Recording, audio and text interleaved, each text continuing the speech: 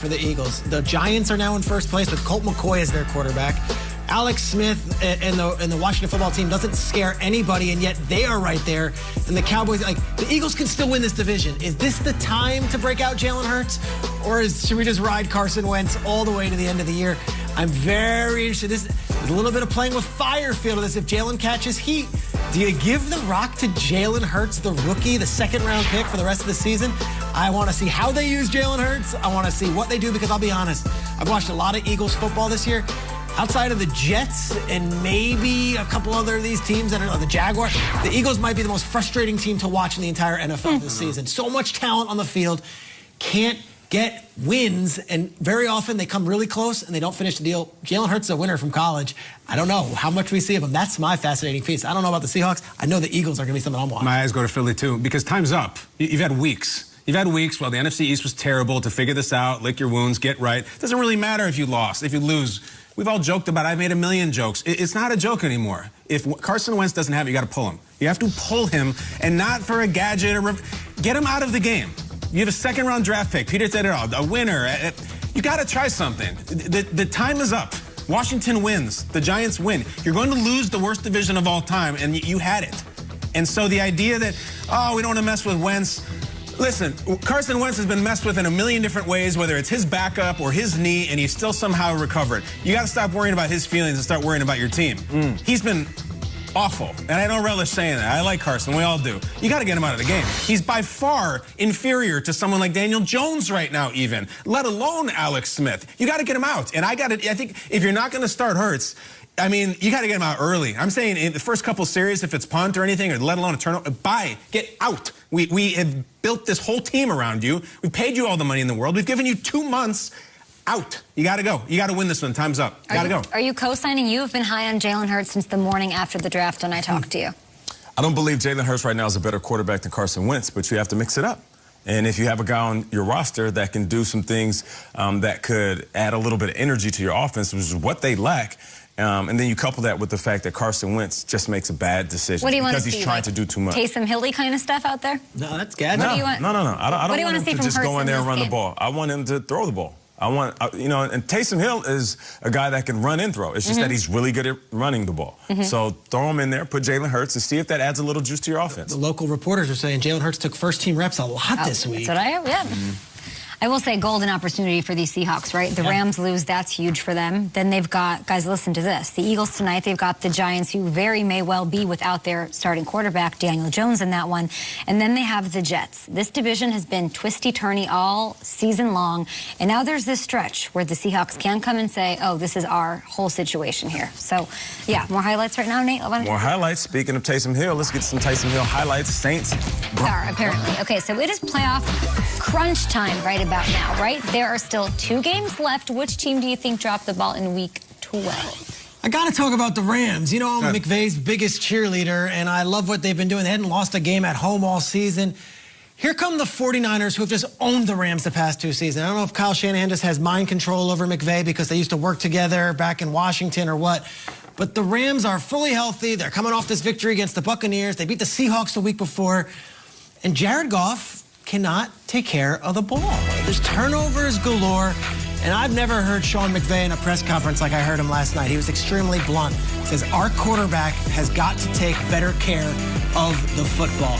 Felt like the Rams just could not get going. And what a credit to the 49ers. Deebo Samuel, outside of Tyreek Hill and A.J. Brown, might have been the best receiver in football yesterday. Javon Kinlaw and Kerry Hyder were flying all over the field. And Nick Mullins walked into SoFi Stadium and just came out there and was the better quarterback in a battle between 2 NFC West teams in a must-win for the Rams. That goes from being, hey, we might have home field throughout the playoffs and #1 seed, to now being back in the wild card again. Rams are right there, and the NFC West math is crazy. McVay seems to struggle with Shanahan, yet McVay always beats Kingsbury and Carroll, and then Carroll always beats Shanahan. It's like this crazy Rubik's Cube in the NFC West, and I can't keep up with it. I just know that the Rams had a chance to really distance themselves yesterday, and here we are, coming off another one where somehow Kyle Shanahan just gets the best of Sean McVay, and that 49ers team makes you think, wow, the Rams just cannot get past this squad. You have better insight to Sean McVay than maybe anybody in sports media. What's he thinking right now? I haven't spoken to him. I have to think he is livid right now because he knows the opportunity he missed. I don't know if he's angry at Jared Goff, but there has to be frustration. Goff puts you in these spots where you want to love him, and just like that, you're like, just give us that one performance yesterday. I know, especially with a D that good, you can't do it. If you didn't see a lot of the games yesterday, you rely on us to get you up to speed, and we try to show you as many highlights as we can. When you show the Titans-Colts highlights, it's just a whole bunch of Derrick Henry running all over, which tells a huge part of the game.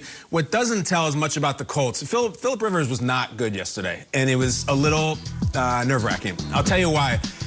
A little scattered, inaccurate, some clock management issues, just not sharp, not flamboyant, not moxie, anything we want to say about Phillip Rivers when he's good. And he was strikingly familiar. If you've watched Phillip Rivers for a lot of years, it's worrisome to me because you like what Indianapolis does on defense normally and running the ball, everything. But this is going to come down to 17, down in either December or if they make it, January. And I just am never convinced that guys who have been in the league that long really change. Like, Roethlisberger is going to be himself. Phil's going to be himself. Rodgers. You see some guys who switch teams, the Tannehill types, and they change their game. I just don't know if Phillip Rivers is going to have the steady hand. I've seen that guy yesterday, and he's good, and he tries hard, but it's just erratic, and it makes me very nervous. It was like if you were a Colts fan and your worst fears about Rivers and big moments and playoff shortcomings, you got a little shade of it yesterday. Maybe it's an anomaly. Maybe he has changed. I hope he has. But to get stomped that badly, the Derrick Henry issues were one thing, but Rivers didn't have an answer. At home. And in division, at home, this point of the season, you want to have them all worked out. I'm not writing them off. It's just a little bit worrisome for me. For me, it's the Cardinals who dropped the ball. You would expect the Arizona Cardinals to beat Cam Newton and the Patriots, who are struggling just to find any little bit of offense. We saw Cam Newton's numbers, and they weren't impressive at all. They don't have a wide receiver that can step up and really scare you. But the Cardinals didn't slam the door on these guys. The Cardinals didn't go out there and do what they do best. And I thought to myself, after their offense struggling a little bit, that Kyler Murray is going to take over and say, let me put the team on my back and start running. And it just didn't happen. It never happened. And now you got a team who has lost 3 out of the last 4. And if it wasn't for DeAndre Hopkins putting on a superhero cape, snatching a Hail Murray, then they would have 4 losses in a row. Yeah, So there was this moment where we were hyping up. No bueno. Excuse me, there was this moment where we thought that Kyler Murray was the MVP. And we're not even having that conversation anymore. And as volatile as the NFC West is, they got to get it together. I know we're excited about that Christmas game that we're going to see between the 49ers and the Cardinals because there will be playoff implications behind that game.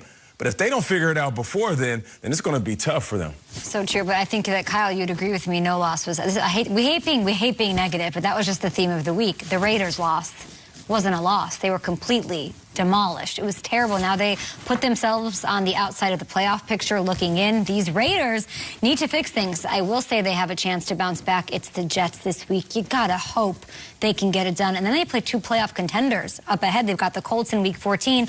And we just dropped this news, breaking news on NFL Network. Week 16 is up against the Dolphins. That one right here, big stage. Everyone's watching the day after Christmas. So I'm hoping if this doesn't derail them completely and they can get their act together to make some...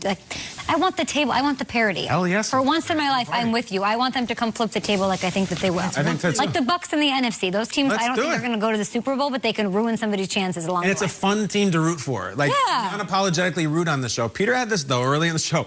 Last season, 6-4. Just like they were yesterday, 6-4.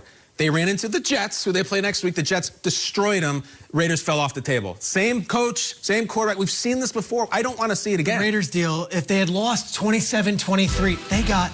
I know.